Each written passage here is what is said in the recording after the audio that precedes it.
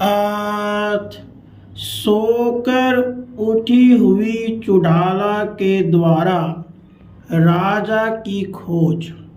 One में राजा के दर्शन और राजा के भविष्य का विचार करके चुड़ाला का लौटना। नगर में आकर राज्य शासन करना।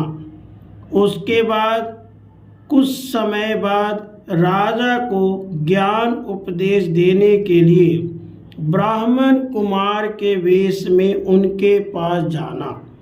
राजा द्वारा उसका सत्कार और परस्पर वार्तालाप के प्रसंग में कुंभ द्वारा कुंभ की उत्पत्ति, वृद्धि और ब्रह्मा जी के साथ उसके समागम का वर्णन।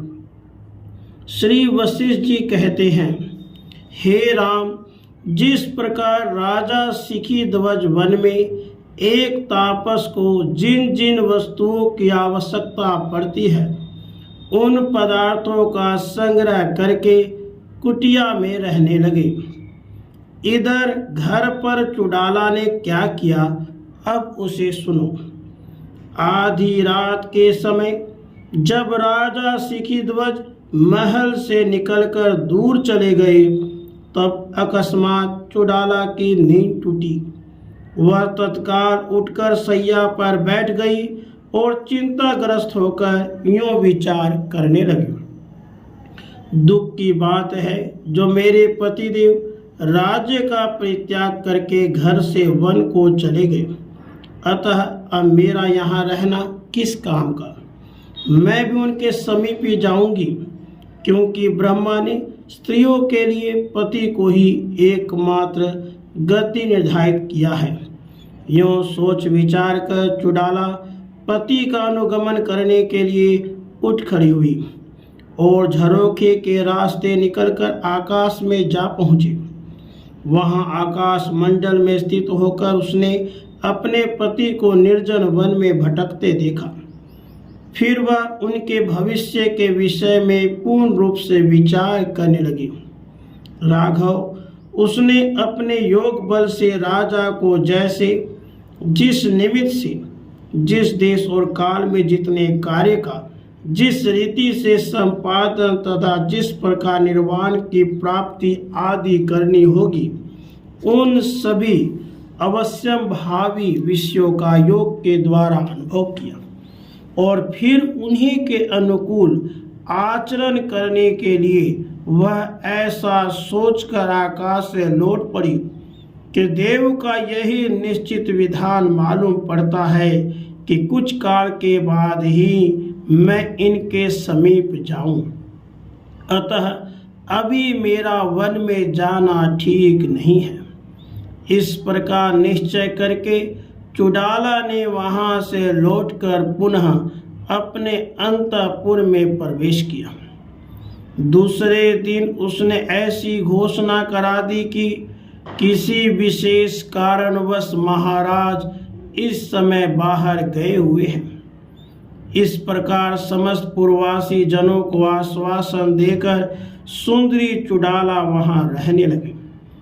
जैसे धान की रखवाली करने वाली स्त्री समयानुसार पके हुए धान के खेत की रक्षा करती है, वैसे ही वह समता पूर्वक अपने स्वामी की शासन प्रणाली के अनुसार राज्य की देखभाल करने लगी। इस प्रकार वन में राजा शिखी ध्वज के और अपने महल में चुड़ाला के क्रमशः दिन, पक्ष, मास, ऋतु और वर्ष बीतने लगे।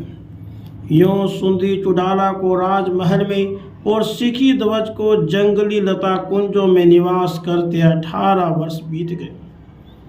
उसके बहुत वर्षों तक उस महाशैल की तलहटी में निवास करते हुए राजा शिखी ध्वज वृद्धावस्था को प्राप्त हो गए। इधर चुड़ाला अपने पति की राग आदि वासनाओं के परिपाक को लक्ष्य करके उतने काल तक प्रतीक्षा करती रही। जब वन में रहते हुए जरावस्था से युक्त राजा शिखी ध्वज के बहुत से वर्ष व्यतीत हो गए, तब पति के प्रति अपने कर्तव्य की भावना से प्रेरित होकर चुड़ाला के मन में ऐसा विचार उदय हुआ कि अब मेरे लिए पति के समीप जाने का समय आ गया है। यूँ सोचकर वह मंदराचल की उपत्यका में जाने के लिए तैयार हो गई और रात्रि के समय अंतपुर से निकलकर आकाश मार्ग से उड़ चली। वह वायुमंडल में होकर यात्रा कर रही थी। जब वह आकाश के मध्य में पहुंची तब उसने बादलों में चमकती हुई बिजलियों का बारंबार अवलोकन किया।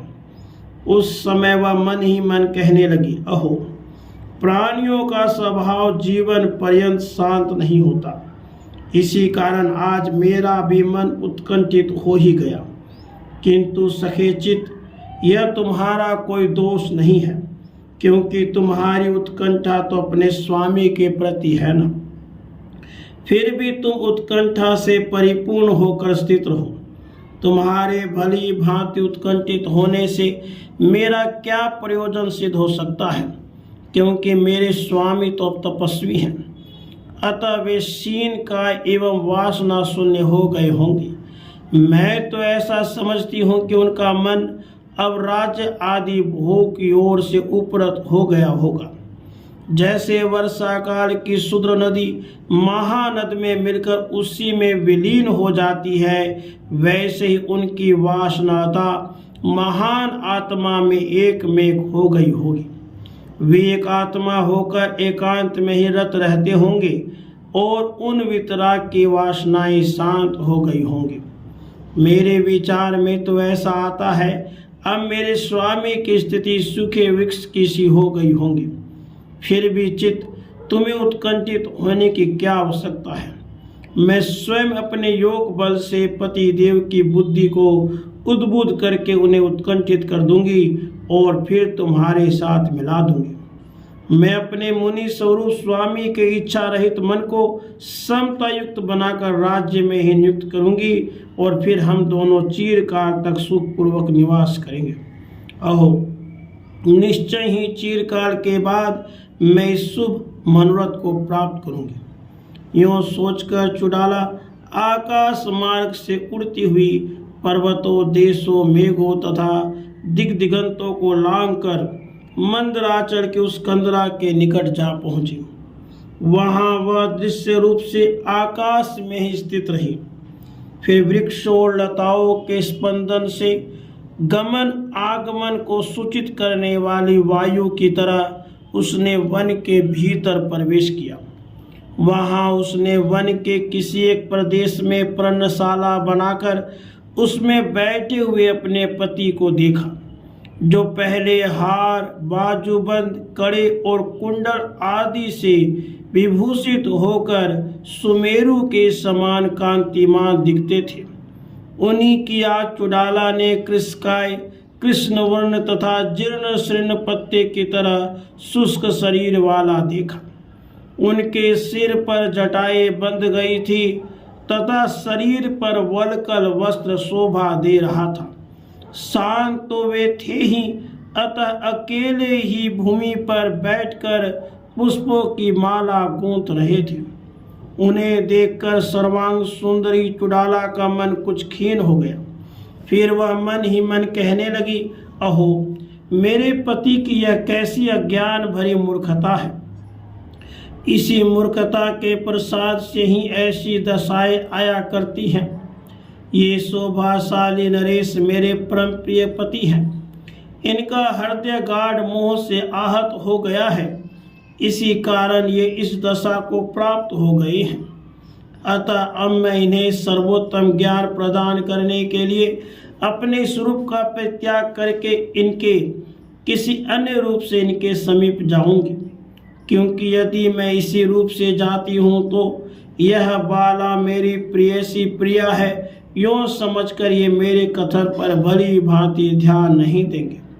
इसीलिए तपस्वी का वेश धारण करके इनके सामने उपस्थित होकर मैं क्षण भर में इन्हें प्रबुद्ध कर दूंगी। इस समय मेरे स्वामी की बुद्धि राग आदि वासनाओं के परिपाक से परिपक्व हो गई है। अतः अब इनके निर्मल चित्त में आत्म तत्व भली भांति प्रकट हो सकता है। यूं मन ही मन विचार करके चुड़ाला थोड़ी देर तक ध्यान मग्न हो गई। फिर तत्काल ही जल तरंग की तरह उसका रूप बदल गया और वह एक ब्राह्मण कुमार के रूप में परिवर्तित हो गई। फिर तो वह उसी रूप में उस जंगल में उतर पड़ी और अपने पति देव के सामने जाकर खड़ी हो गई। उस समय उसका मुख मंद मुस्कान से सुशोभित हो रहा था। उस द्विज पुत्र का शरीर तपाए हुए सुवर्ण के समान गौर वर्ण का था। कंधे पर शुक्ल यज्ञोपवीत लटक रहा था और वह 2 निर्मल स्वच्छ वस्त्रों से आच्छादित था। इस प्रकार वह दूसरे वन से आया हुआ मूर्तिमान तपसाही प्रतीत होता था। उस शोभाशाली द्विज कुमार को अपने सामने देखकर राजा शिखीध्वज ने समझा कि यह कोई देवपुत्र आया है। अतः वे अपने खड़ाऊ छोड़कर तुरंत ही उठ खड़े हुए और बोले, देवपुत्र आपको नमस्कार है, आइए इस आसन पर विराजिए। यूं कहकर उन्होंने अपने हाथ से उसके सामने एक पत्ते का आसन रख दिया। तब ब्राह्मण कुमार ने भी कहा, राजर्षि आपको प्रणाम है। शिखीध्वज ने कहा, हे महाभाग देवपुत्र, कहाँ से आपका शुभ आगमन हुआ है। आज मुझे जो आपका दर्शन प्राप्त हो गया, इससे मैं आज का दिन सफल समझता हूँ। हे मानद, आपका कल्याण हो। आपके लिए अर्घ्य है, यह पाद्य है, ये पुष्प है और यह गूंथी हुई माला है। इन्हें आप ग्रहण करने की कृपा करें। श्री वशिष्ठ जी कहते हैं, हे राम, ऐसा कहकर राजा शिखीध्वज ने ब्राह्मण कुमार के वेश में आई हुई अपने उस प्रियतमा पत्नी को शास्त्र विधि के अनुसार अर्घ्य, पाद्य, पुष्प और माला आदि समर्पित की।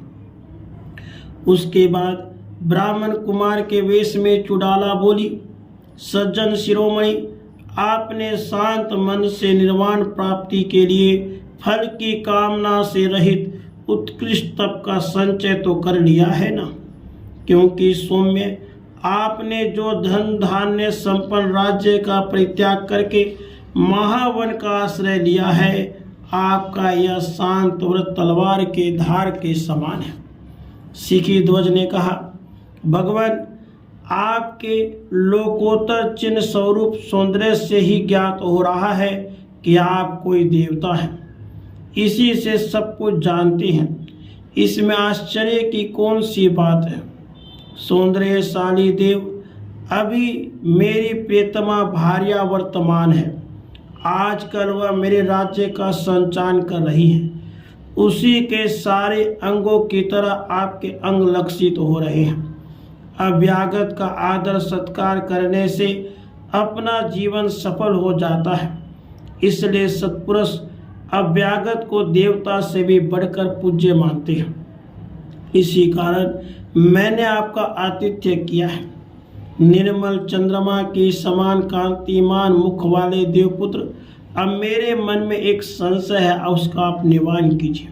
वह संशय यह है कि आप कौन हैं, किसके पुत्र हैं और मुझ पर कृपा करके कहाँ से और किस लिए यहाँ पधारे हैं। ब्राह्मण कुमार बोला, राजन, आपके प्रश्नानुसार मैं सारी बात कहता हूँ, सुनिए। इस जगत मंडल में मुनिवर नारद रहते हैं। उनका हृदय परम विशुद्ध है। उनके शरीर का वर्ण पुण्य लक्ष्मी के कमनीय मुख में सुशोभित कर्पूर के तिलक के समान गोर है। इसी समय वे देवर्षि मेरुगिरी की कंदरा में ध्यानावस्थित थे।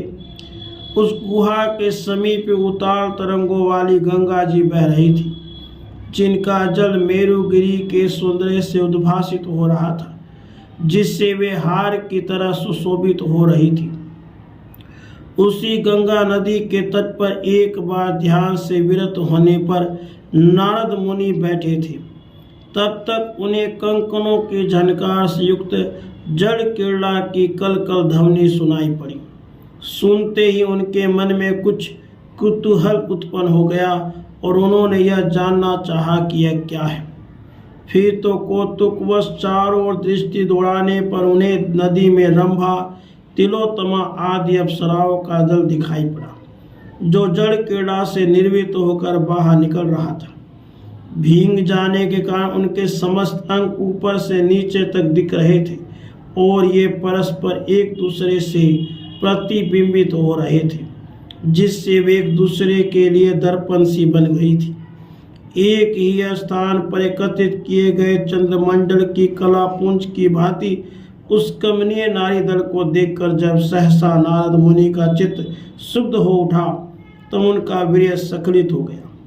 उसके बाद नारद मुनि ने अपने मन रूपी उन्मत्त गजराज को विशुद्ध बुद्धि रूप रस्सी से विवेक रूप सुदृढ़ आलार में बांध दिया और उस स्खलित हुए वीर्य को, जो प्रलयकालीन अग्नि के ताप से पिघले हुए चंद्रद्रव्य के समान, पारद और सुवर्ण आदि शंभु के दिव्य वीर्य के समान था, अपने पास ही पड़े एक अद्भुत कांतिमान स्फटिक कुंभ में स्थापित कर दिया।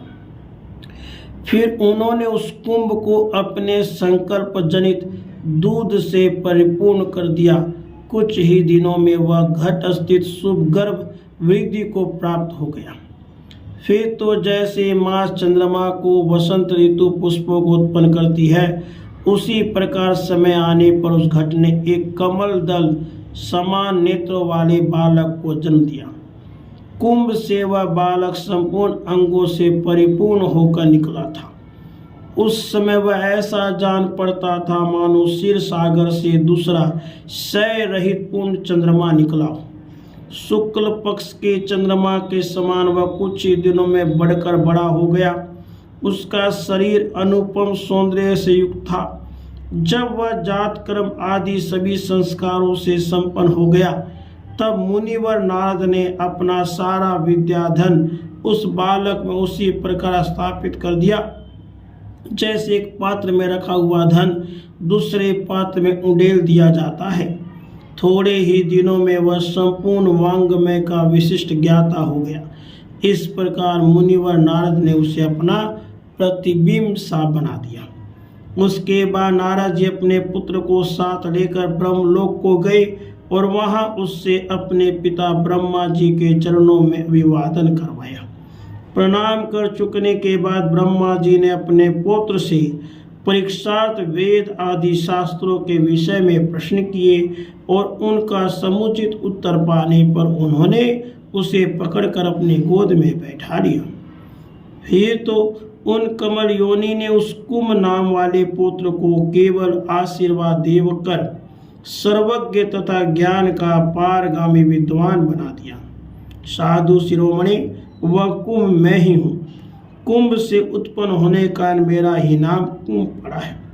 मैं नारद मुनि का पुत्र और पद्म जन्मा ब्रह्मा का पुत्र हूँ। ब्रह्मलोक ही मेरा घर है, वहीं मैं अपने पिताजी के साथ सुखपूर्वक निवास करता हूँ। चारों वेद मेरे सुहृद है। मैं किसी कार्यवश नहीं, बल्कि कौतुक व स्वेच्छानुसार सभी लोकों में विचरता हूँ। जब मैं भूलोक में विचरण करता हूँ, उस समय मेरे पैर भूतल पर नहीं पड़ते, धूलिकण अंगों का स्पर्श नहीं करते और मेरा शरीर कभी मलिन नहीं होता। आज मैं आकाश मार्ग से जा रहा था कि सामने आप दिखाई पड़ गए, इसलिए यहाँ चला आया हूँ। वनवास के गुणों तथा तजन्य फलों के ज्ञाता साधो, इस प्रकार अपने अनुभव के अनुसार मैंने सारा का सारा वृत्तांत आपको बता दिया। श्री वाल्मीकि जी कहते हैं, मुने, महर्षि वशिष्ठ के इस प्रकार कहते कहते वह दिन समाप्त हो गया। जब भगवान सूर्य अस्ताचल को चले जाने लगे, तब वह सभा विसर्जित हुई और सभी सभासद मुनिवर वशिष्ठ को नमस्कार करके सायंकालीन विधि का संपन्न करने के स्नान करने चले गए एवं रात्रि व्यतीत होने पर पुनः सूर्योदय होते होते सभा में जुट गए। राधे कृष्ण, राधे कृष्ण।